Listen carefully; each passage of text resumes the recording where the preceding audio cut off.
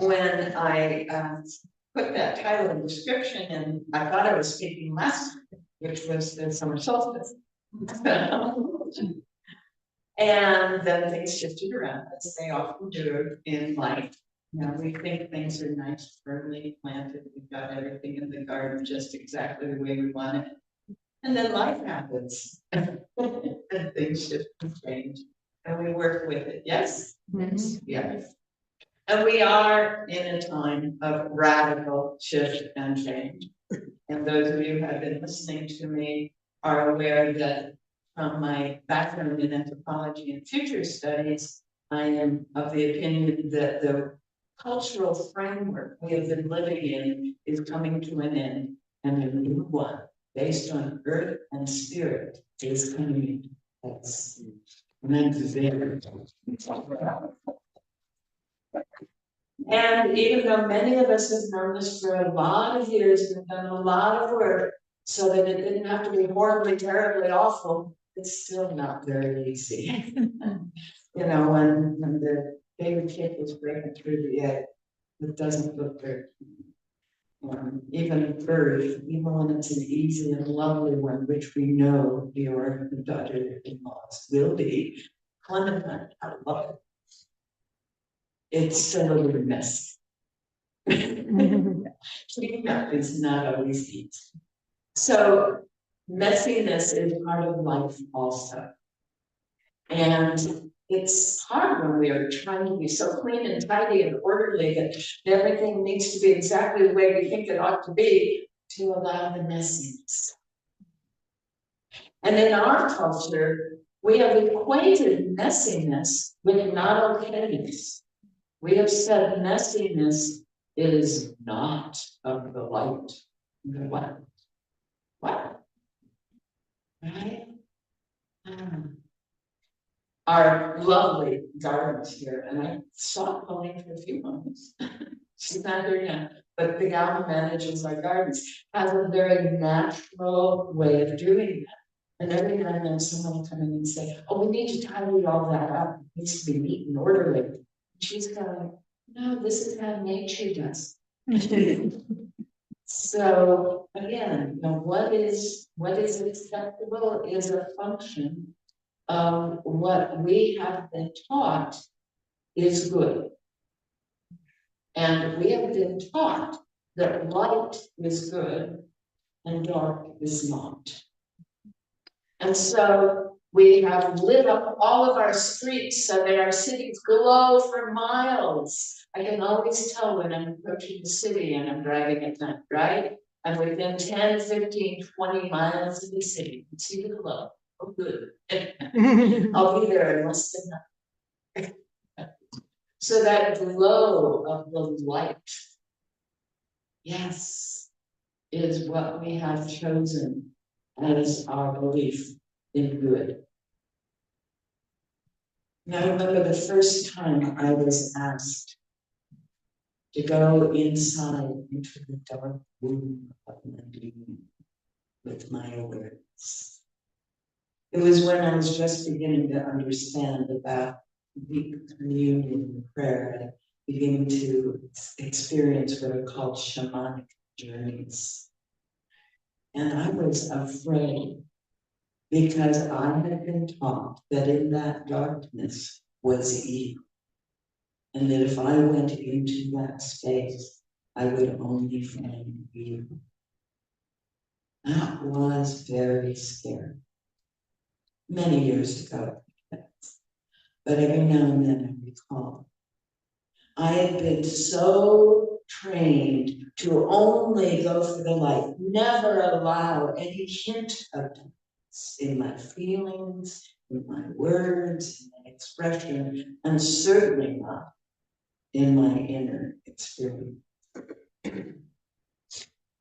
And so very, very scared and very, very warily, I inched my way back, taking long, slow, deep breaths, and allowing my inner vision, my eyes to focus on the dancing particles that go when we close our eyes. Many of us have this kind of moving images and particles. Close our eyes.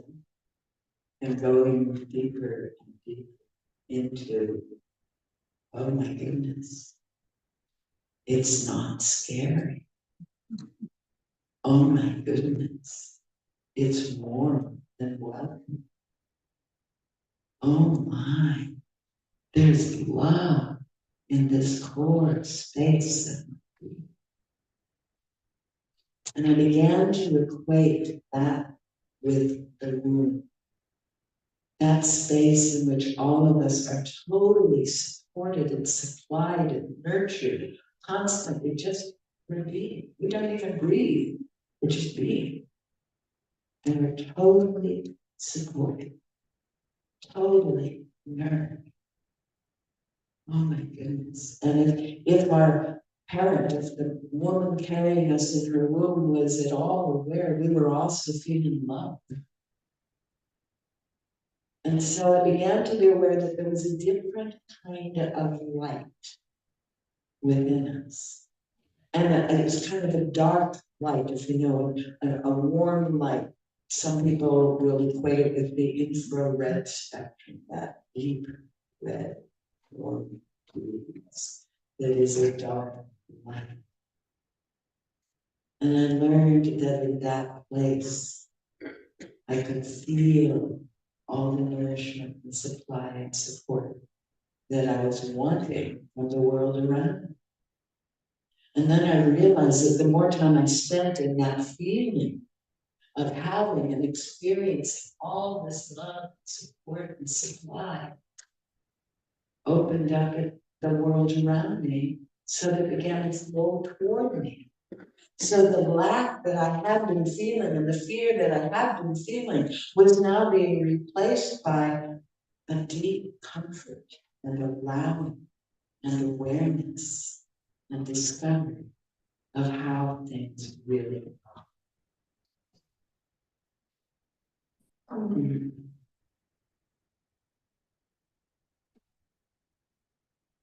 So humanity doesn't very often have the opportunity to have that kind of experience, at least not in this culture that is common to men. Because we say it's all about the light. There isn't any good in the dark. Which means we really, really, really get excited when there's lots of light. For a little while, I was sharing a home with this marvelous woman. We were sisters of the soul, and she had had her whole home rewired, and the electrician was very, very pleased because he had set it up so that every entry from one room, every doorway from one room to the next, had a light switch to turn off what was behind her and turn on what she was stepping into. So she never had to be without light anywhere in her home. Well, of course, our favorite thing to do was to sit in the living room until the sun was all set and the dusk was done and we could barely see anything. Because it felt so good to be in that deep, dusky place. You know this. You're sitting, you're chatting, you're enjoying each other's company, and the sun is setting, and the room is getting darker. And you're totally not even aware of it until suddenly you realize you can't really see each other, right? Oh my goodness. Well, there is another wonderful, friendly darkness. In the evening by the moonlight, yes, we can hear them singing. Yes. And still, we celebrate light. And the summer solstice is a marvelous time. And if you ever enjoyed the Shakespearean play Midsummer's Night's Dream, yeah, Midsummer Night. Well, that's actually the summer solstice. It is the shortest night of the year. It's when, yeah, as we get further and further north, the sun sets later and then rises earlier. And I remember being, and I know a couple of other you have been up around the Arctic Circle at the summer solstice, and it's like, what happened? Where? It never set. Right? At the winter solstice, it's like it's never coming up again. But at the summer, it's like, it's still daylight. I still want to do these. What for? You gotta be I was in Bellingham a few weeks ago, and the sun was rising at 4:30 in the morning. I wasn't ready for that. And I was in Monterey last week on the solstice, and the sun set at 8. I go, what? No. The sun doesn't set till 9:20 on the coast. Here at the 45th parallel, a little north of the 45th parallel, it was over an hour later than down in Central California. Yeah. And still we celebrate it because it is light for all this time, and we love the light. We love the sun as the symbol, as the sign, as the indicator of the ever-present light. And if you've read the book of Revelation, you may recall that in the New Jerusalem, the sun never sets. There is no dawn.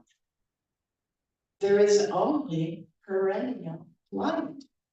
Now, those of us who have a hard time sleeping in the Arctic Circle are gonna.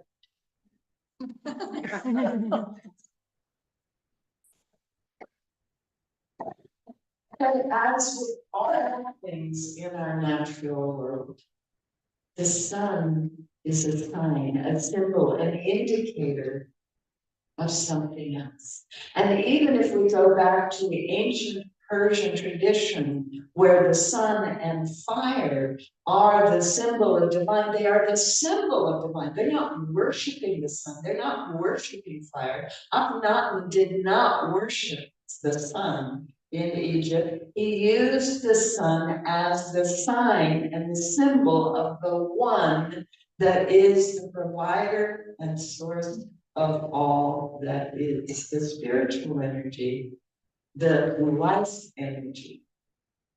It's a symbol.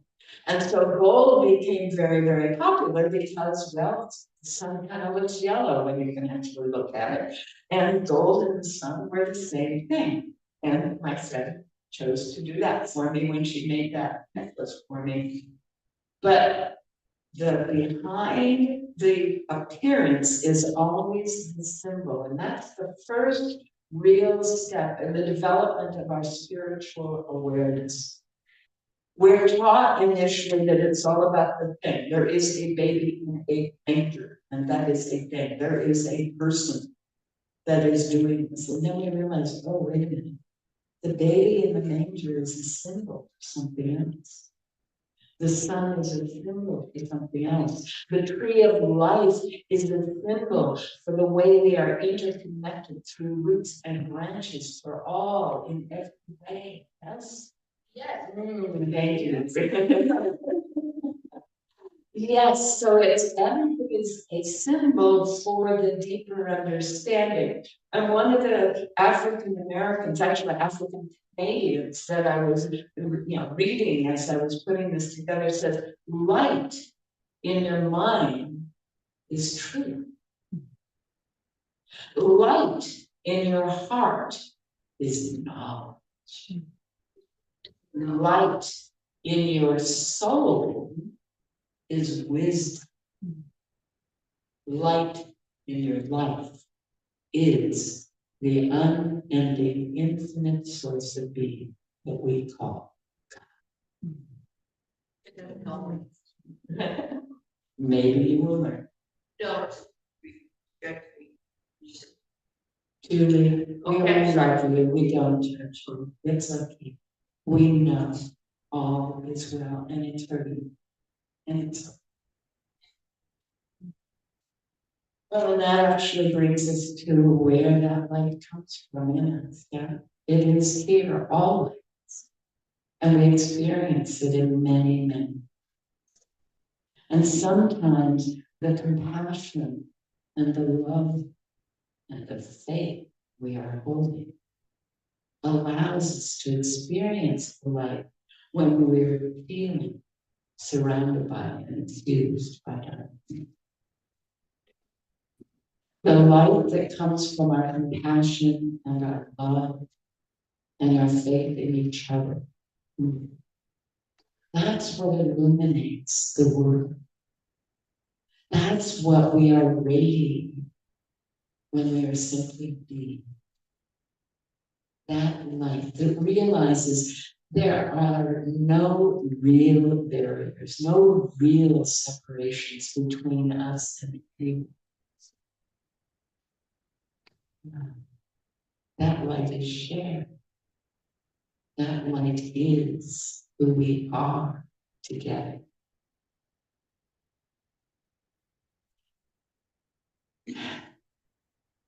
I'm going to read a little something from someone who is living in Delhi in India. Now, many of you have heard about Delhi in India. It is in the northern regions, and it's kind of in a basin, so the air doesn't flow through this town very much. And it was a very industrial area. And before that, it was the center of agriculture. And when the Brits moved in, they changed the way people in India do agriculture and imposed the way it's done in England on the Indian people. And of course, the climate's radically different, so it didn't work. So it became a dust bowl. So between industry and the dust bowl and the basin, Delhi and Beijing are the two most polluted cities in the world. And you can imagine, as close to the equator as they are, that when it's the summer solstice, it's pretty hot. And it is downright, as this resident of Delhi says, scorching. He says, Delhi's scorching sun reminds us of the power.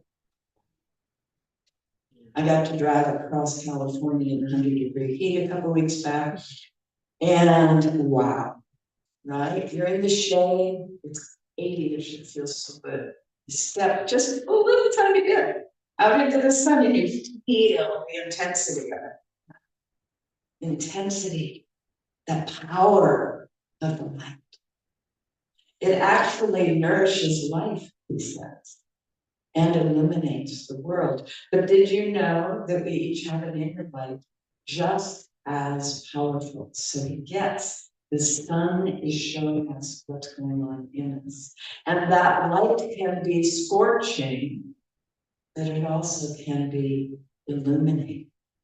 It also is the way that life can happen. I was visiting a place where you may recall that sometimes I give away little baby spider plants for special occasions. And someone had set it aside, they were going to take it home, and they left it in the closet. The poor little spider plant. It was sitting on a shelf in the closet. No light. And it was there for quite a while. But do you know that spider plant was still sort of alive? Wow. I watered it. I brought it into indirect light because I knew direct light was going to be a little different. And it began to turn green again. Because it had the inner light of life that carried it through that period of imposed darkness. Someone on the outside trying to take care of it, but forgetting about it. Took it away from the outer appearance of its source, but it maintained its life regardless. And it called me because I never look in that closet. And suddenly there it was, yes. So we each, all beingness, has this inner light because it is the quantum field, the Atash, the Brahman. It is everywhere present. Everywhere, in every cell of our being. So this writer says, sweetheart, this summer solstice, let's reflect on that inner brilliance. We are all born with it, a spark waiting to be ignited.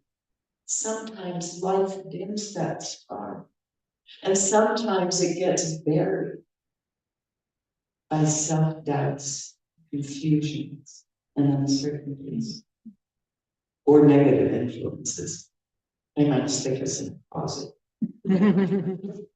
But we'll come out of the closet. It's gay pride month. But the truth is, he says, our light never truly goes out. It's always there, waiting to be rediscovered. It's awakened by recognizing our unique beauty, our unique potential, our magnificence. It's awakened by self. Each of us is absolutely unique. Much as I would love to believe I know you, I don't. Some of you I have been in companionship with 4 years. Some of you, we knew each other 30 years ago and walked many paths together. And I don't know you. I don't know my version of you. Because you are so unique that there is no way I can comprehend who and what you are. You are so magnificent that my thinking mind couldn't possibly grasp who you are and what you are and how you are and what's going on in your mind and what's going on in your body, what's going on in your life, what's going on in your being. Sometimes I get a glimpse. And when I do, I get to see your radiant self. I get to see how you make a difference just by being who you are. And that's when the light that we share begins to radiate. And that's what a community like Unity of Beaverton gets to be. Yes. Mm-hmm. Yes. So this person, whose name is Rajesh Goyal, says, embrace your inner sun. Find your source of power. And a way to do that is to discover what makes you feel alive. What lights you up with passion. When we move in that direction, we are being that unique vibratory pattern in the all that is this incredibly complex set of harmonies. Lit up and radiating in a way that the void in which this complex set of harmonies is operating is penetrated, and it's all expanding who and what we are into more creative potential and possibility. And that which was, there are no chains that bind us, is unbound and released and let go. He says, ditch the negativity. Don't let others dim your light. Focus on your journey, your choices, your inner radiance. Have every choice, everything you say or do, the way you show up and present yourself, represent the light that you are. Because even as you are showing up and acting and doing, you're just being a symbol for the light that you are, right? Anything in the physical is a symbol. It's an indicator. It's a sign. It's never the real thing. Which is why, in the Buddhist tradition, no thing ever can fully satisfy. It's just a symbol, just a sign. Experiences can be very satisfactory, right? Experiences like having the spirit flow through us in the dances, yes. Experiences like that marvelous piece of music, cognitive listen to it. Experiences like being in a place of people with like minds, where we all can share and radiate who we are. Yes. He says, shine brightly, share your beauty and your talents and your gifts in every place you show. Be who you are. Find that which lights you up and be it. It doesn't necessarily fit with some of the environments you think the appearance of is telling you, right? I think I said that correctly. My light, my bright, shining being may not be ideal from my evaluative perspective looking at a situation, but if it is in fact the truth of who we all expressing in and through and as this being, it has to be fit. It has to be the exact, perfect set of doings and sayings, even though I would never have thought so.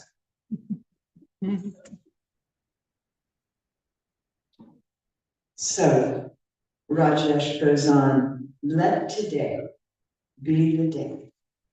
As you step into your day, remember the sun within. Let it illuminate your path and the path of those around you. This idea of being the light is very common in the Christian tradition. Let your word is a lamp to my feet in the Psalms and a light to my path. Your word, the word that was made flesh in each and every being on the planet,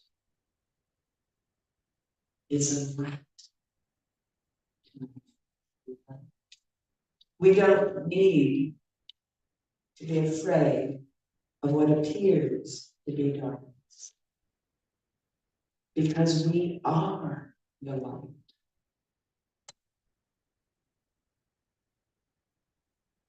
I have to say this. I have friends who are always turning on the lights wherever I am. I'm happily working with the ambient light in the room, and someone comes in and turns on the switch. And the reason I'm happily working with the ambient light in the room is because I learned something about the science of our bodies and our eyes and our brains and the world around us. And one of the things that I learned when I was very young was that if I always turn on the lights, my eyes will never learn how to function when the lights aren't there. Mm-hmm.